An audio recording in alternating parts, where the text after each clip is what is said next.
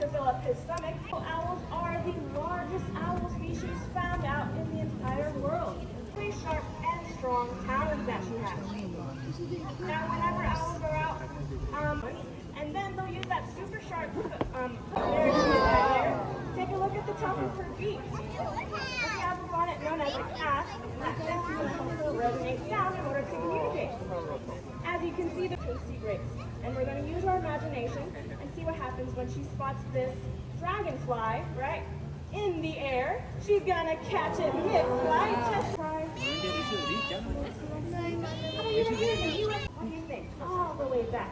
We got even more tasty treats for you back there, Falcon. What do you think? All right, all the way back to the large beak.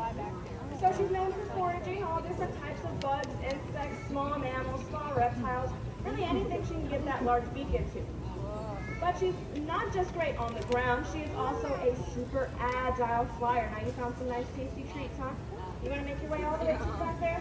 Great job! A straw, but more hollow, like a honeycomb structure, or even